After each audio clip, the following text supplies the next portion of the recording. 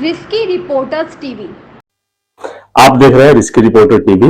नमस्कार, मैं हूं मनोज तिवारी। आइए चलते हैं खबर की ओर। कैप्टन अनुराग मिश्रा की प्रेस वार्ता। राजकुमार दास से बताया जान का खतरा। राम बल्लभा कुंज के अधिकारी राजकुमार दास ने अनुराग मिश्रा, शिवम गुप्ता, रामस्वरूप शरण, ब्यूटी कुमारी उर्फ रामेश्वरी शरण के विरुद्ध दर्ज करवाई थी प्राथमिकी। ट्रस्ट की सहमति के बिना मंदिर की संपत्ति एग्रीमेंट कराने को लेकर दर्ज कराया था मुकदमा।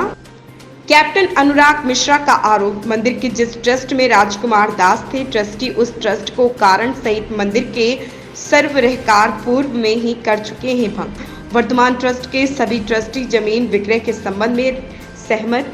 मंदिर के कायाकल्प भोग राग की समुचित व्यवस्था आवश्यकता के लिए जमीन का हुआ है एग्रीमेंट।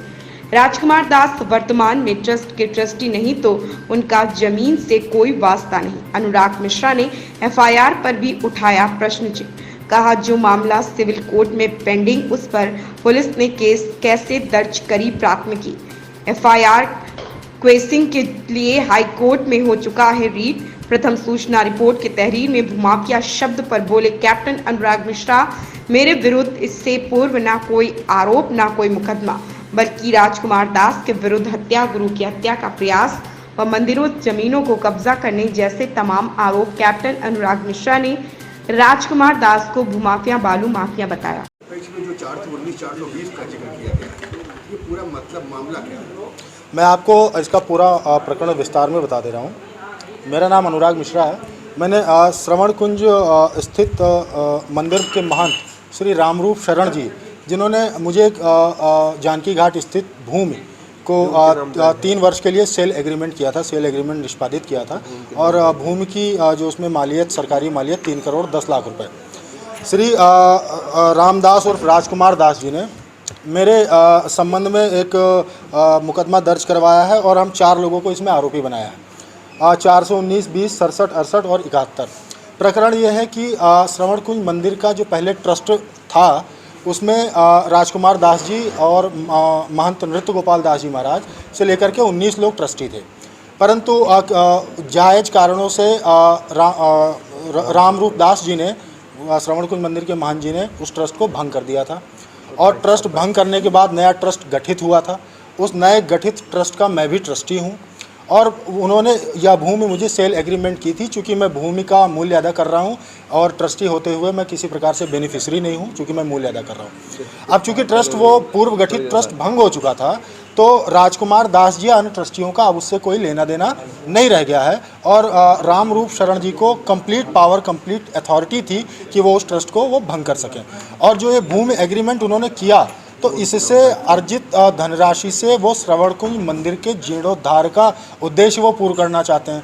अब राजकुमार दास जी ने जो इसमें फर्जी एफआईआर करवाया है, मैं उसके संबंध में मैं बता दूं कि इसी प्रकरण को लेकर के यही वादी राजकुमार दास जी इन्होंने सिविल सूट फाइल किया, मेरे अगेंस्ट सिविल सूट फाइल किया, श्रवण कुंज मंदिर के महंत के अगेंस्ट सिविल सूट फाइल किया, लेकिन इनको कोई राहत कोर्ट ने दी नहीं, क्योंकि इनका सारा मामला कोर्ट के सामने आया तो कोर्ट ने कहा आपको तो कुछ लेना देना नहीं है, इससे कोई राहत नहीं मिली।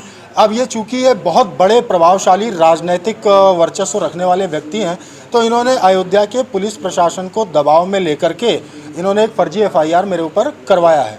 अब मैं आपको स्पष्ट चीज़ बता दूँ कि when the matter is sub judice under civil court of Ayodhya, this FIR cannot be filed in any kind of circumstances by the Ayodhya police.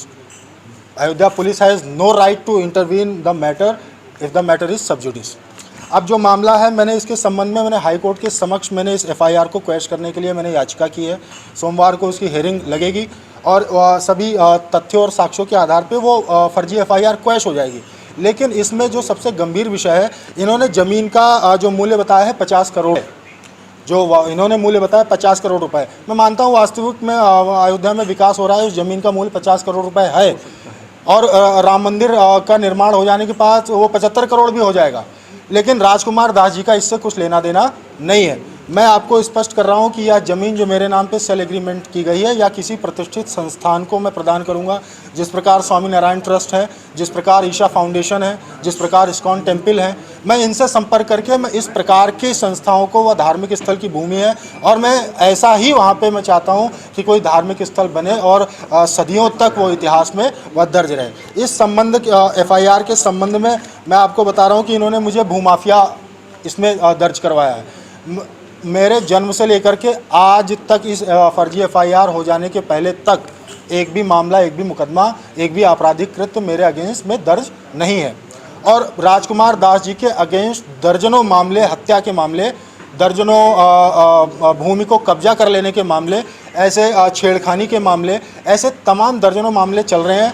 तो भूमाफिया ये हुए या मैं हूँ, इस बात को स्पष्ट करने के लिए मैं माननीय न्यायालय के सामने मैं इनके सभी चल रहे मुकदमों और FIRs की सर्टिफाइड सूची में माननीय हाईकोर्ट के समक्ष मैं प्रस्तुत कर रहा हूँ। और ये भूमाफिया शब्द का प्रयोग करके और ये फर्जी FIR करके इन्होंने जो मुझे क्षति पहुँचाई है, जो सामाजिक क्षति पहुँचाई है, जो संबंधों में मुझे क्षति प्राप्त हुई है, ये 419(20) की धारा ये कोई आम धारा नहीं है, ये बहुत ही गंभीर धारा है। 50 करोड़ की प्रॉपर्टी बता रहे हैं जी, तो आपने कितने में एग्रीमेंट कराया? दूसरा, पुराने ट्रस्ट से इनका क्या लेना देना था? पुराने ट्रस्ट में ये ट्रस्टी थे, जो सबसे पहले जो ट्रस्ट था, उस ट्रस्ट को भंग करने का रामरूप दास जी के पास स्पष्ट कारण था।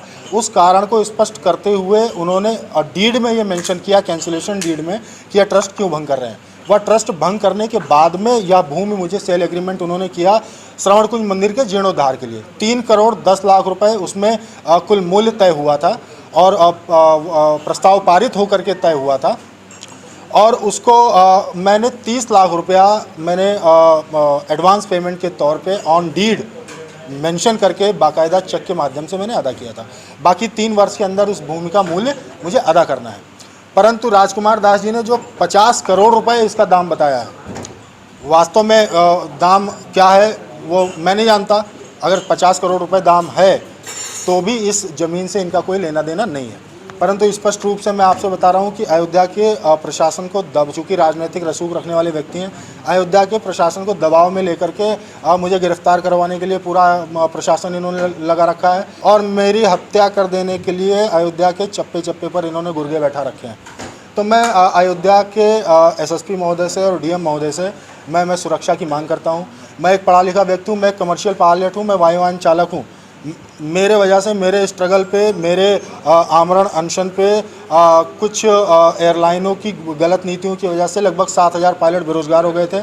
मैं पायलट रहते हुए मैंने दिल्ली जंतर मंतर पे आमरण अनशन किया था। मिनिस्ट्री ऑफ सिविल एविएशन ने गंभीरता से लेते हुए नीतियों में बदलाव किया था। 7,000 लोगों की नौकरियां मेरे संघर्ष पे लगी। तो मेरा जो इतिहास है वो ये है, मैं किसी प्रकार से मैं भूमाफिया नहीं हूँ। और अयोध्या में मैं आया हूँ, कई सारी ज़मीनें मेरे नाम पे एग्रीमेंट हुई हैं। वो किस प्रकार एग्रीमेंट हुई हैं, मैं यहाँ के DM को और सभी आला अधिकारियों को मैं उसका ब्यौरा दे रहा हूँ। मैं आयकर टैक्स भरता हूँ, मैं इनकम टैक्स भरता हूँ, पिछले वर्ष तक मेरा इनकम टैक्स का ब्यौरा दे रहा हूँ। और इस ज़मीन को एग्रीमेंट कराने में और अन्य ज़मीनों को भी एग्रीमेंट कराने में जो आय के स्रोतों का मैं सारा आयकर विभाग को मैं ब्यौरा दे रहा हूँ। और एक भी ज़मीन मैंने अभी बेची नहीं है। जब मैं बेचूंगा तो मैं नियम कानून, आयकर विभाग के कंपनी रूल्स इत्यादि को फॉलो करके मैं करूँगा। परंतु इस FIR के कारण मुझे जो आर्थिक और सामाजिक क्षति हुई है, मैं उसकी पूर्ति के लिए मैं माननीय हाईकोर्ट से मैं याचिका करूंगा।